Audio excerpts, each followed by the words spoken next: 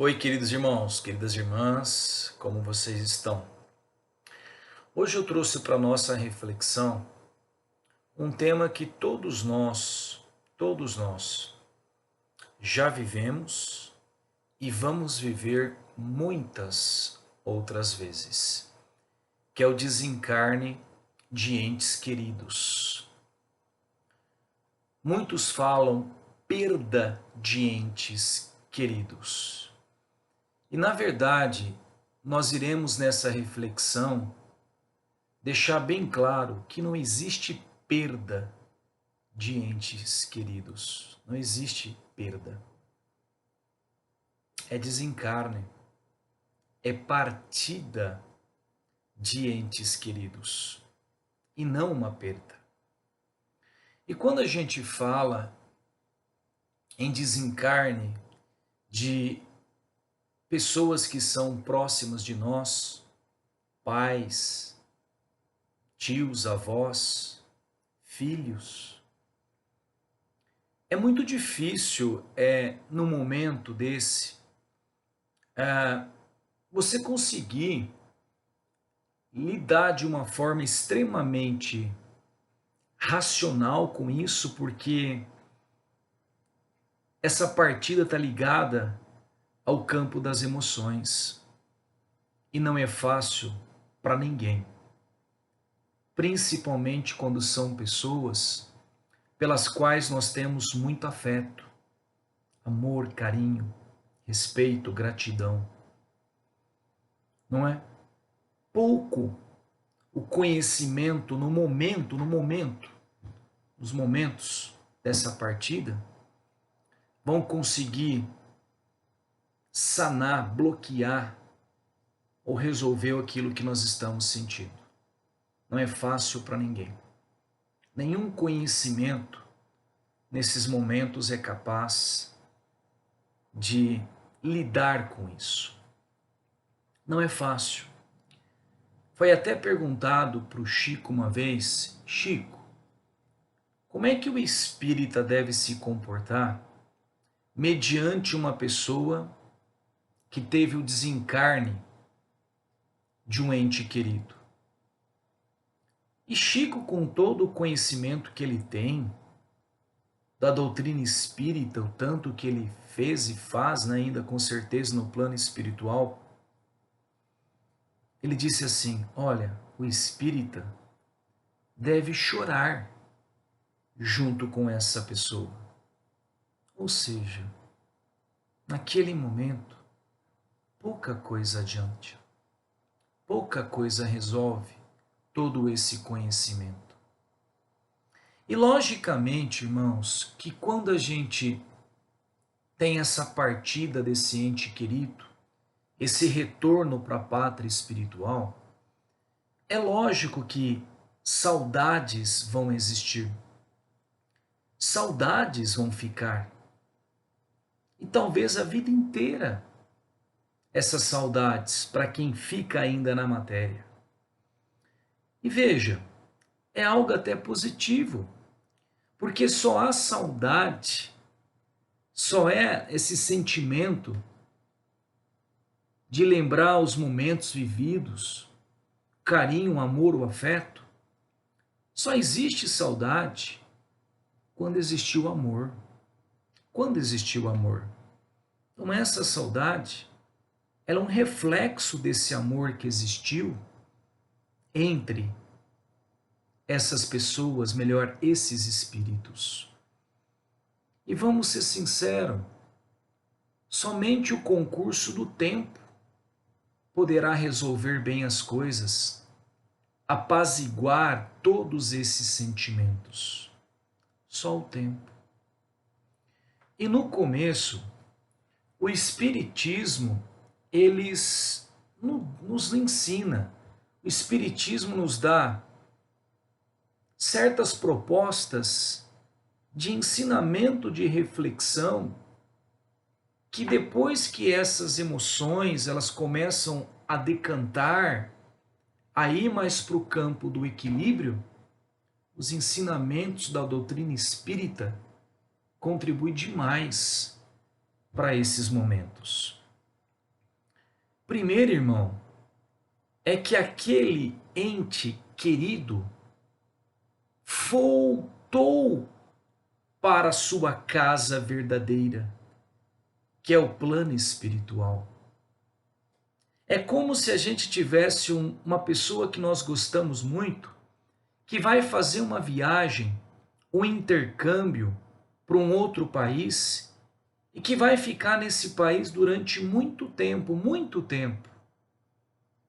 A gente não convive com essa pessoa, um filho que foi morar no exterior e toca a sua vida lá e nós continuamos aqui no Brasil. Eu não tenho a presença dele, mas eu sei que ele está lá. Eu sei que nós podemos nos encontrar. A mesma coisa é o desencarne. Não é uma perda de alguém, é a partida. É uma até breve, uma até logo, porque nós somos espíritos imortais. E o Espiritismo vem mostrar que não é o fim, não é o fim. Eu não perdi aquela pessoa que eu amo. Ela foi para uma viagem, ela retornou para casa. E um dia eu retornarei também para casa, que é a pátria espiritual. O Espiritismo vem lembrar, nós somos espíritos imortais. Nós teremos infinitas reencarnações ainda. A pessoa que volta foi para uma viagem, mas ela está lá, ela existe e nós vamos nos encontrar. Uma outra coisa que fica muitas vezes é a pergunta do porquê. Por que essa pessoa desencarnou?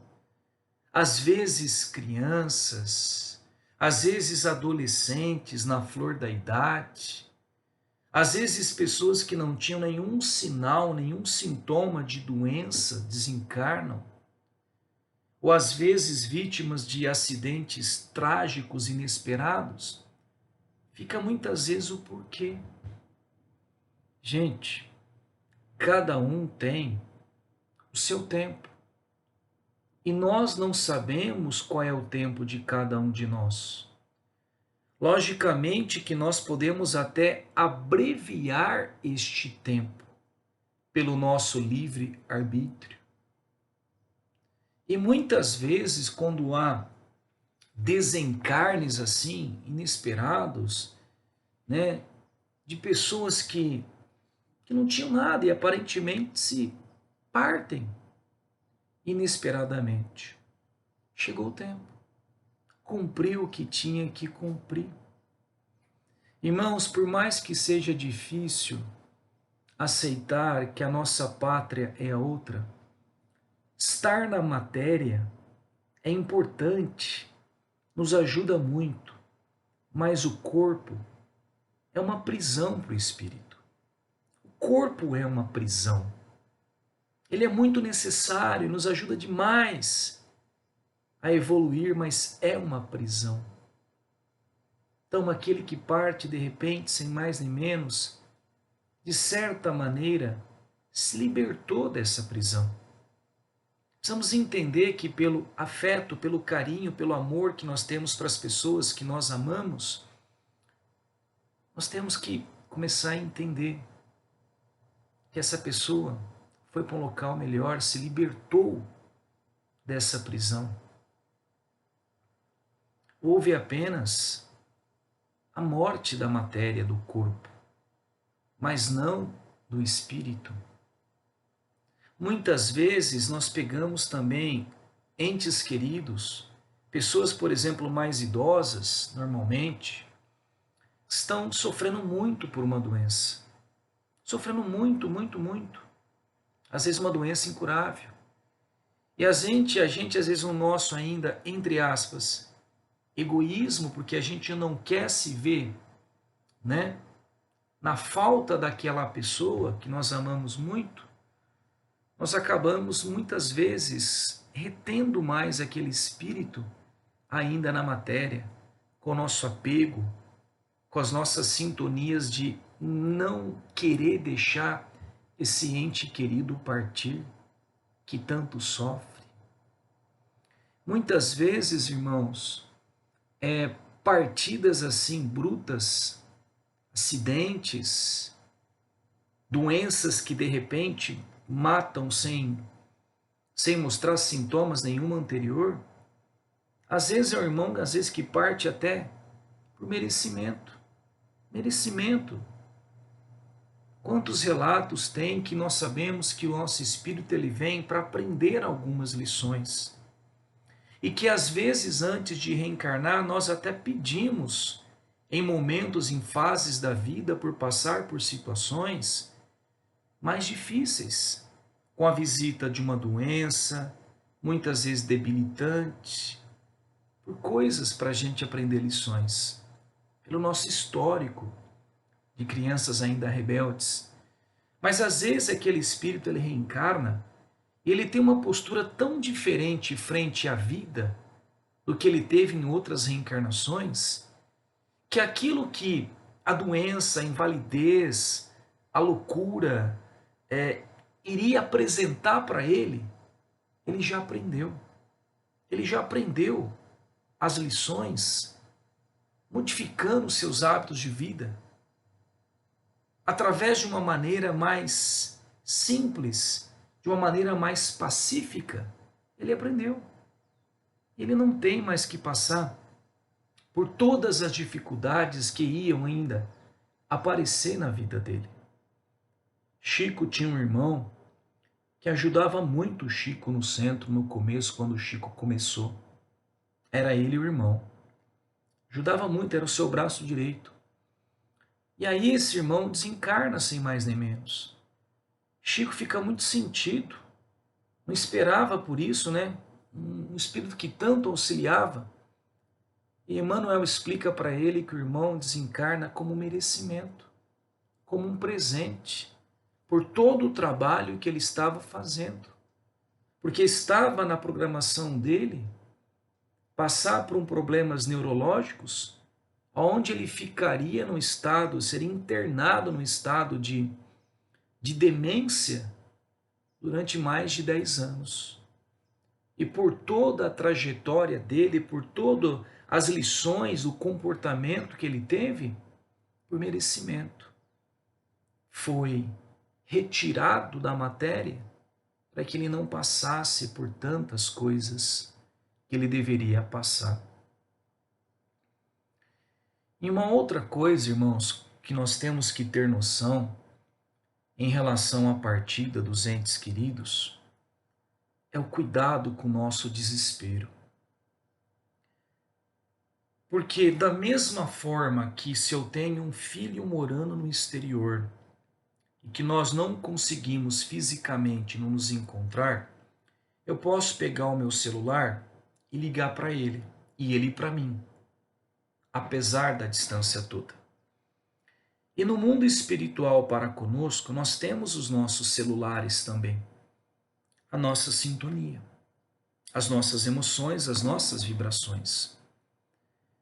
E se no momento da perda de um ente querido, eu entro numa situação de desespero, de revolta, eu estou, na verdade, dificultando muito a caminhada desses entes que nós amamos.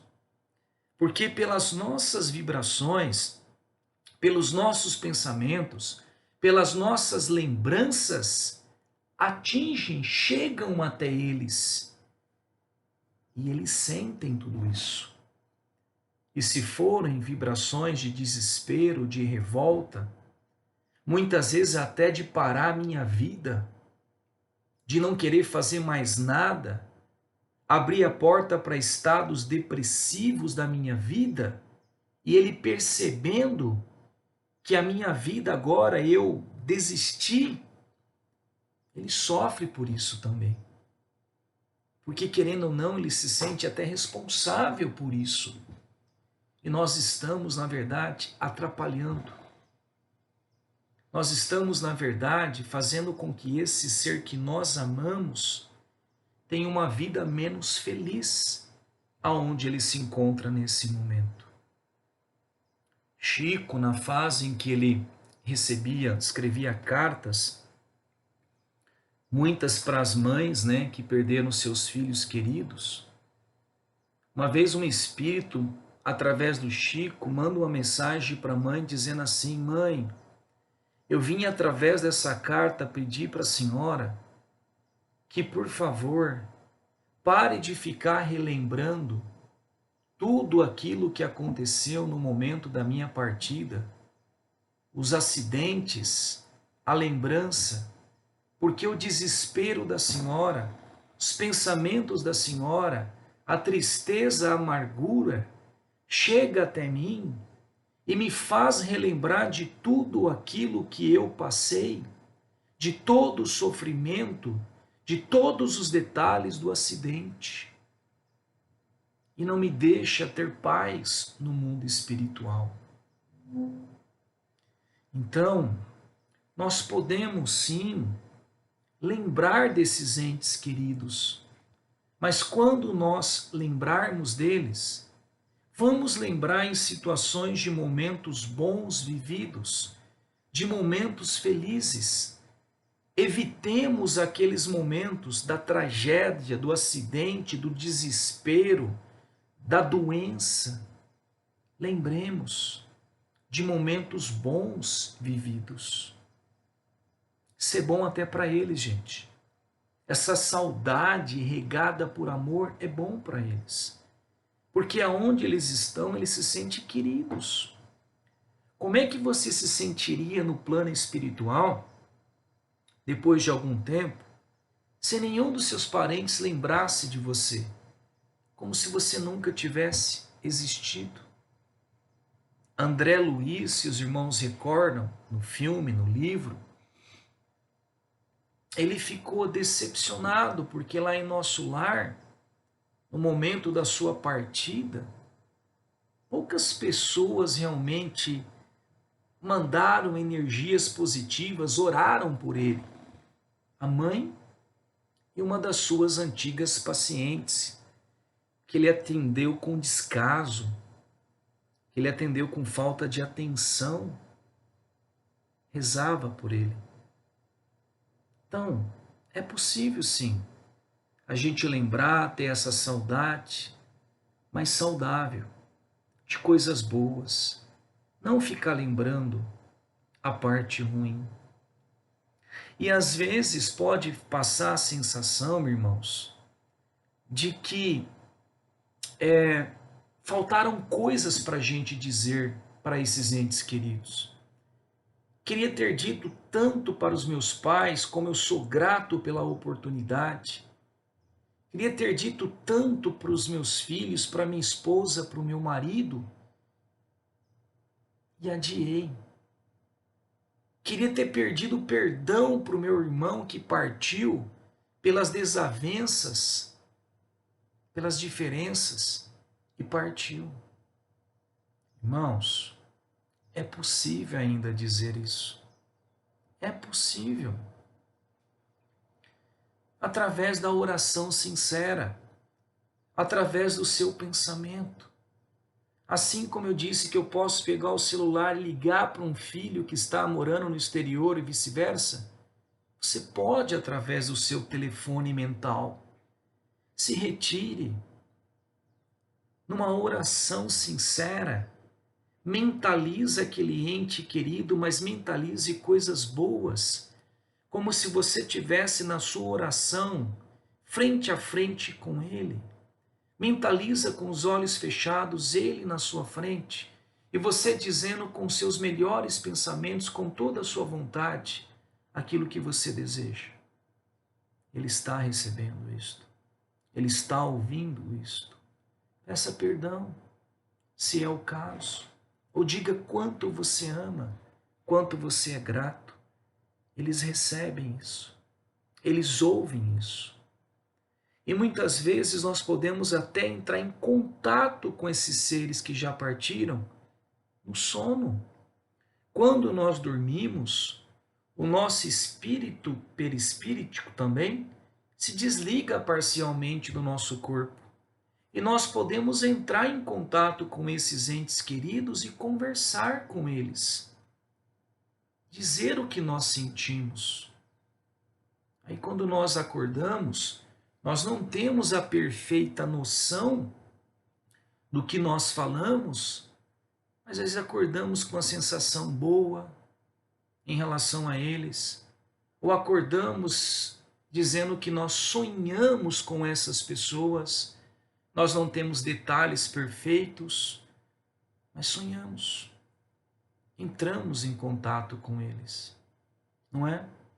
É como se fosse uma situação de que hoje no computador você está vendo a imagem do seu filho, que mora hoje na Europa, nos Estados Unidos, e conversando pelo WhatsApp, por outros canais, por vídeo. Durante o sono nós fazemos isso. E uma outra coisa que também muitas vezes ocorre nessa partida, nesse intercâmbio desses entes queridos, é uma revolta, muitas vezes, para com Deus. Pensamentos de por que Deus não fez nada? Por que Deus permitiu que minha criança, meu filho, morresse com essa doença? Que Deus permitiu que aquele assassino matasse o meu filho? Que Deus não fez nada? Uma pessoa tão boa, né? É retirada. E muitas vezes, se a gente não tem entendimento desse plano espiritual, pode criar uma revolta para com Deus. E muitas vezes essa revolta não é a revolta para com Deus verdadeiro. É uma revolta para com Deus que eu criei dentro de mim. É uma revolta para a noção que eu tenho de Deus. Se eu imagino um Deus, um velho barbudo que fica lá em cima sentado e não faz nada o dia inteiro e deixa toda essa desordem acontecer e que permitiu que uma pessoa má matasse meu filho inocente, o que não atendeu às minhas orações para tentar melhorar a doença que levou meu ente querido. Isso revolta porque eu coloco um Deus que não está nem aí, um Deus que não se importa, um Deus que só está esperando o mundo acabar para julgar os bons e os maus. Essa revolta é para com uma ideia equivocada que você tem de Deus. Uma ideia equivocada que você tem de Deus. Isso não é Deus. Isso é uma criação que nós temos de um Deus que não é assim. Que não é assim. Muitas vezes, nós ainda crianças espirituais, nós temos ainda a interpretação da morte como sendo uma coisa ruim. A morte como sendo um fim. A morte como sendo o nada. E na verdade, irmão, a morte é um retorno à casa. É uma saída muitas vezes de uma prisão. E nós, como crianças espirituais, por não entender esse Deus misericordioso que nos ama, que nos aceita, que nos recebe novamente na pátria espiritual, para que possamos continuar trabalhando, evoluindo, crescendo, saindo muitas vezes dessa prisão que é a matéria, por merecimento, por não deixar que o sofrimento maior que eu teria que passar, permitir que naquele aprendizado eu volte e não tenha que passar por situações mais difíceis. Deus que ama, que acolhe, que está esperando, está me recebendo com os braços no mundo espiritual. Então a revolta não é a revolta para com Deus. É a revolta, irmão, que você tem dessa ideia de Deus dentro de você. Ele não é passivo. Ele nos quer bem. Sabe aquele ente querido? Graças a Deus, graças a Ele, Ele vive. Não foi o fim. Eu vou encontrá-lo um dia, quando for o momento certo. E mesmo, gente, em situações de suicídios, aonde que o nosso ente querido, por motivos que muitas vezes nós não compreendemos, decide no momento de desequilíbrio abreviar sua vida, mesmo esses espíritos que nós sabemos que enfrentam ao desencarnar muitas situações de provações, mesmo eles estão muito suscetíveis também à nossa ajuda, através da oração, através dos nossos pensamentos positivos. Divaldo conta uma história que ele chama, é aqui na cidade, acredito que foi Salvador, não me recordo bem, um operário, um pai de famílias, tirou a sua vida, se suicidou, se jogando na frente de um trem. E Divaldo se comoveu muito com aquela cena, que ele anotou num caderninho dele o nome daquele operário, e sempre no finalzinho da noite o Divaldo fazia uma oração com sentimentos para esse espírito. E após 10 anos, ele recebe a visita de um espírito dizendo que se tratava justamente daquele espírito, daquele homem, na qual ele orava por 10 anos.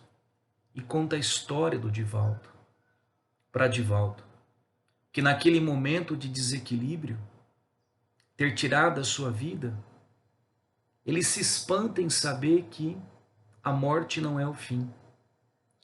E um arrependimento tão grande de ter feito aquilo, mantém ele com um remorso, com uma mistura de arrependimento, de dores, de revolta, preso à lembrança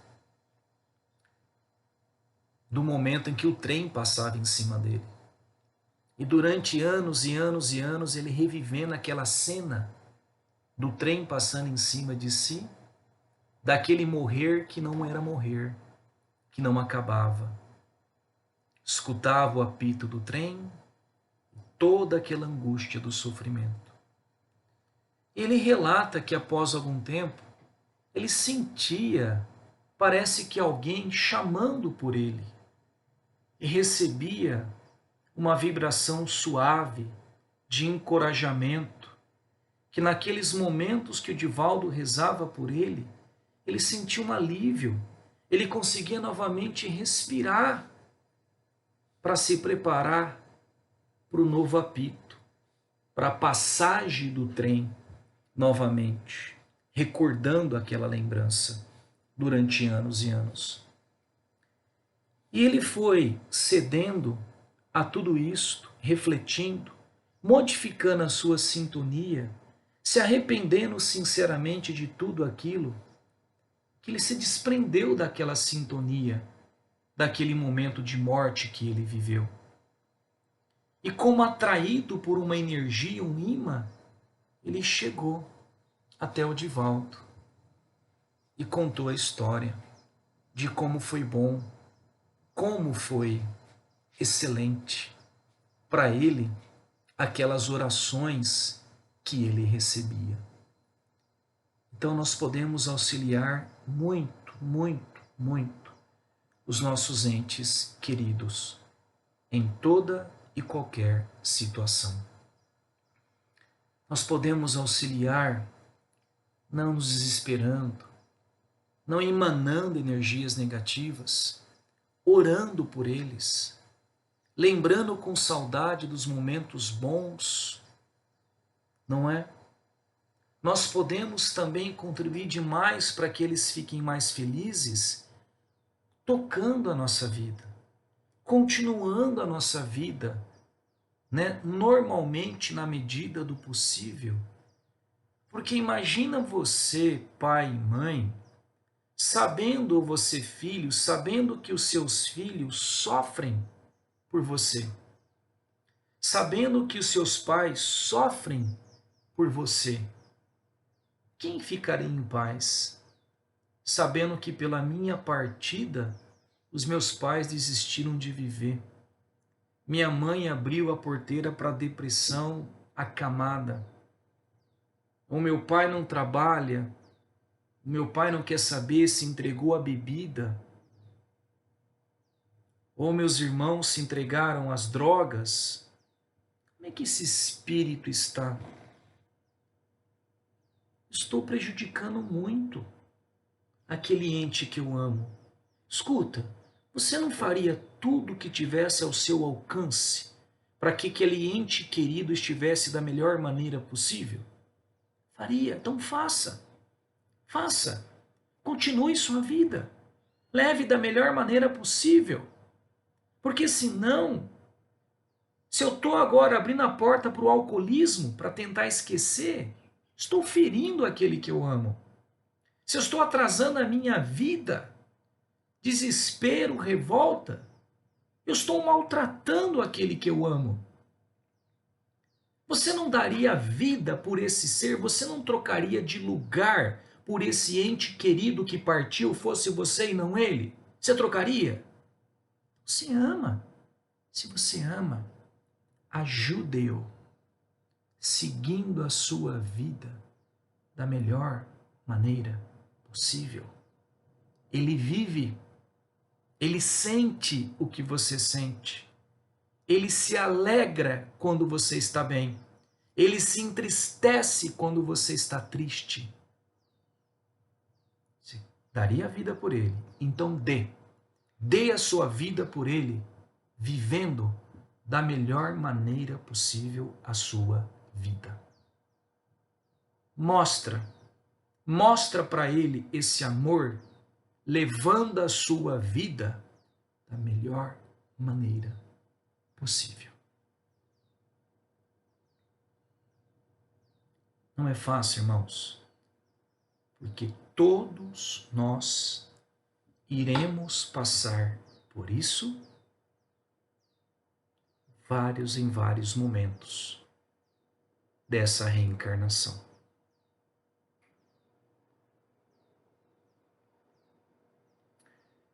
Existe, irmãos, um texto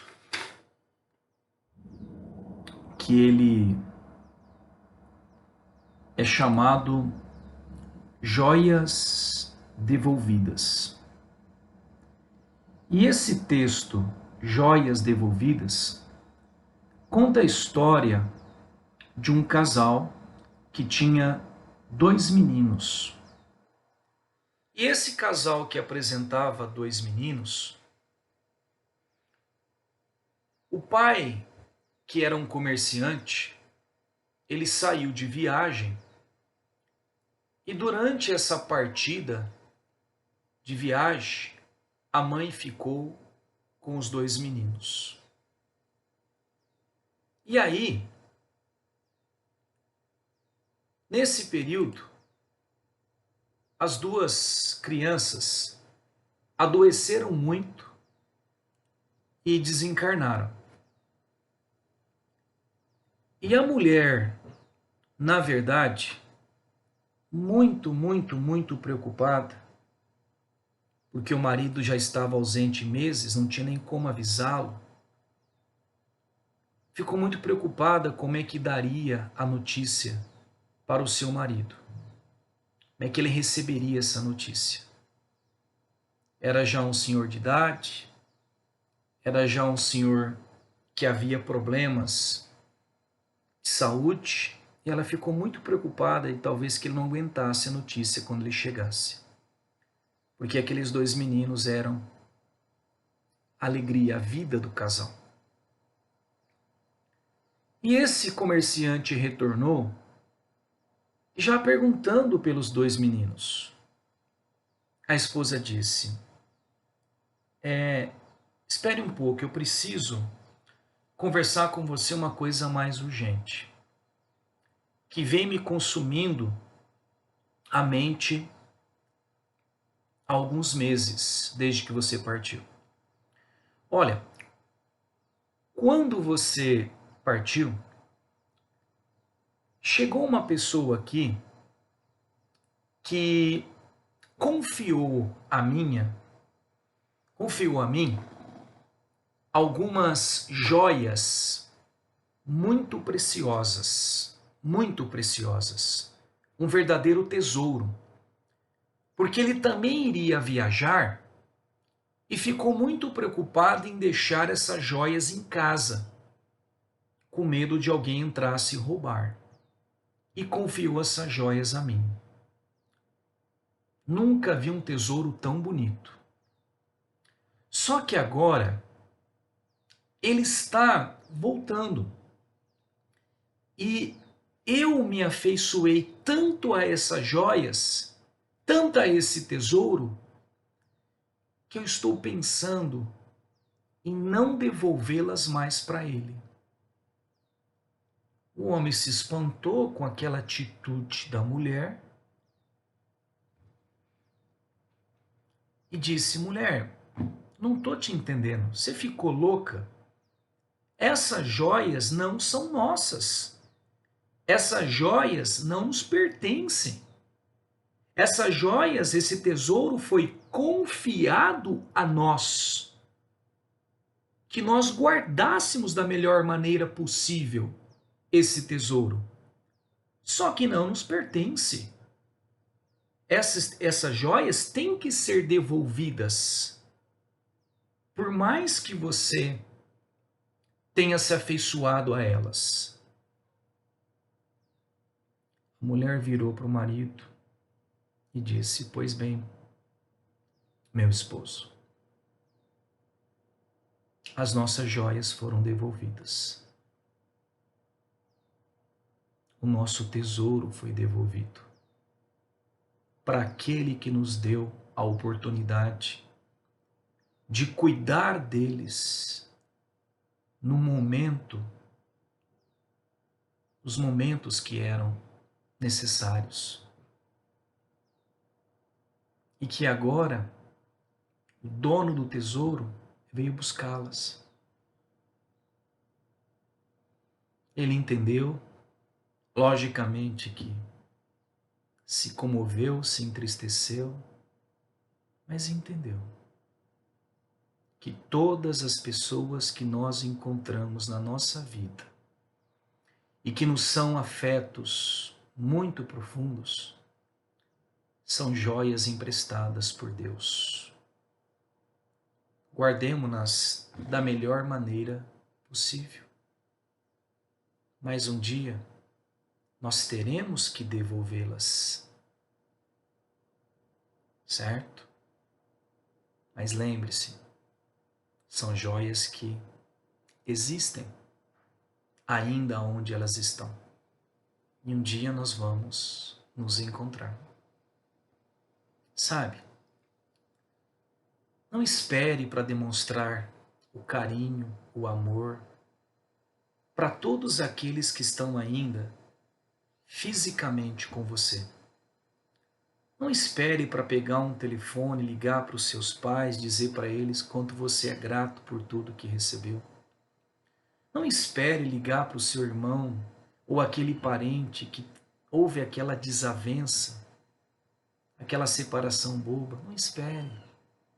Aproveite enquanto estão mais próximos, enquanto estão ainda ambos na matéria.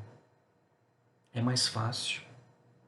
Que quando chega do lado de lá, a gente percebe que todo esse orgulho besta, todas essas máscaras sociais que nós criamos, eram ilusões, eram coisas que nos atrapalharam muito de dizer realmente aquilo que nós sentimos por todos aqueles que nos são caros.